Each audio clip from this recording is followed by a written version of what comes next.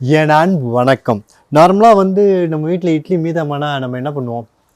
உப்புமா பண்ணுவோம், அப்புறம் சில்லி இட்லி பண்ணுவோம், இட்லி மஞ்சூரியன் பண்ணுவோம். அப்புறம் இன்றைக்கி மீதமான இட்லியை வச்சு ஒரு வேறு லெவலில் ஒரு டாப் குவாலிட்டியான டிஷ்ஷாக அதை மாற்ற போகிறோம். அது என்னென்னா இட்லியில் பாயா பண்ண போகிறோம். 100% வெஜிடேரியன். இது இன்னும் ஒரு ஸ்பெஷலான ஒரு விஷயம் என்னென்னா ரொம்ப ஈஸியாக பண்ணிடலாம், எளிமையாக பண்ணிடலாம், யார் வேணாலும் பண்ணிடலாம். வாங்க எப்படி பண்ணுறதுன்னு பார்க்கலாம்.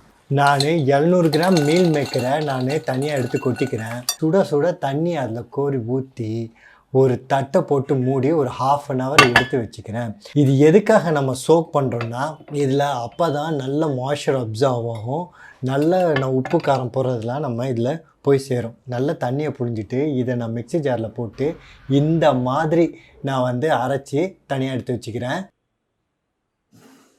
3 உருளைக்கிழங்க நான் மசிக்கிறத வச்சு நல்லா மசிச்சுக்கிறேன். இந்த மாதிரி நல்லா மசித்து அதுக்கப்புறமா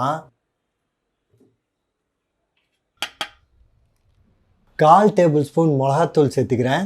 1/4 டீஸ்பூன் நான் மஞ்சள் பொடியும் சேர்த்துக்கிறேன். 1/2 டேபிள்ஸ்பூன் நான் மல்லித்தூளையும் சேர்த்துக்கிறேன். 1/4 டீஸ்பூன் நான் மிளகுத்தூளையும் நான் சேர்த்துக்கிறேன். 1/2 டீஸ்பூன் நான் ஜீரகத்தையும் நான் சேர்த்துக்கிறேன். இதுக்கு தேவையான உப்பையும் போட்டு நம்ம அரைச்சி வச்சுருந்தோம் இல்லையா அந்த மீல் மேக்கரை, அதை இதோட நான் சேர்த்துக்கிறேன்.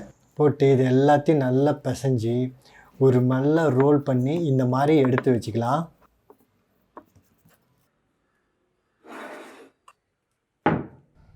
3 இட்லியை நான் நீளமாக இந்த மாதிரி வெட்டிக்கிறேன். கொஞ்சமாக இப்படி எடுத்து நல்ல உருண்டையாக இப்படி உருட்டி அதை இப்படி நான் காட்டுறேன் இல்லையா, இந்த மாதிரி தட்டையாக்கி அது இட்லி உள்ளே வச்சு இப்படி நல்லா ரோல் பண்ணிக்கலாம்.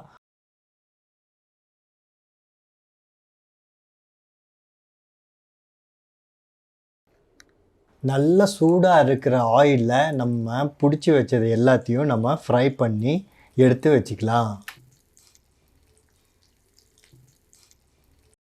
இது பார்த்தீங்கன்னா அப்படியே ஒரு மட்டன் லெக் மாதிரியே ஒரு ஃபென்டாஸ்டிக்கான லுக் இருக்கும். ஆனால் டேஸ்ட்டு வேறு லெவலில் சூப்பராக இருக்கும்.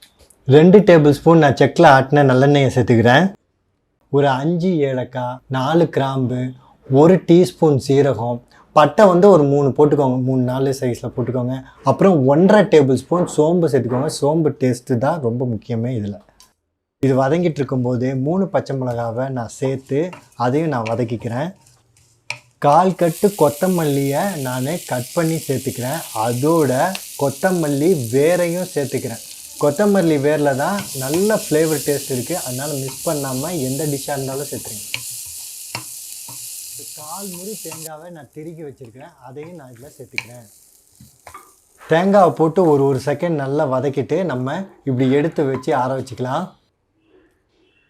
ஆறுனதுக்கப்புறமா நம்ம மிக்சியில் போட்டு 10 உடைச்ச முந்திரி பருப்பையும் 1 டீஸ்பூன் கசகசாவையும் சேர்த்துருக்கேன். இதை நான் 1/2 மணி நேரம் ஊற வச்சு சேர்த்துருக்கேன். இது மூலயமா ஈஸியாக அரைப்படும். 20 சின்ன வெங்காயத்தை போட்டு நான் நல்லா ஃபைன் பேஸ்ட்டாக இதை அரைச்சிக்கிறேன். இதை பார்த்தீங்களா, இந்த மாதிரி ஃபைன் பேஸ்ட்டாக நீங்கள் தனியாக அரைச்சி வச்சுக்கோங்க. இப்போது நம்ம பாயா கிரேவி பண்ணிக்கலாம். அதுக்கு நான் ஒரு 2 டேபிள்ஸ்பூன் செக்கில் ஆடின நல்லெண்ணெயை நான் திருப்பி சேர்த்துக்கிறேன். அதில் 1 டேபிள்ஸ்பூன் நான் இஞ்சி பூண்டு விழுதை போட்டு நல்லா வதக்கிக்கிறேன். வதங்கினதுக்கப்புறமா 2 தக்காளியை போட்டு நான் நல்லா வதக்கிக்கிறேன். இந்த தக்காளி வதங்கிட்டு இருக்கும்போது தேவையான உப்பையும் நான் சேர்த்துக்கிறேன். 10 15 நிமிஷம் நல்லா இந்த மாதிரி கொதிக்க விட்டால் வதங்கிடும். அப்போது நம்ம அரைச்சி வச்சுருந்த இந்த விழுதை நம்ம சேர்த்துக்கலாம். சேர்த்து அதில் ஜாரில் இருக்க தண்ணி எல்லாத்தையும் அலசி நம்ம ஊற்றி இந்த மாதிரி நல்லா கொதி வரும்போது கேஸை ஆஃப் பண்ணிவிட்டு நம்ம பண்ணி வச்சுருந்தோம் இல்லையா, இட்லியை ஃப்ரை பண்ணி வச்சுருந்தோம் இல்லையா, அதை நம்ம இதில் சேர்த்து நீங்கள் சர்வ் பண்ணிங்கன்னு வச்சுக்கோங்களேன், வேறு லெவலில் சூப்பராக இருக்கும்.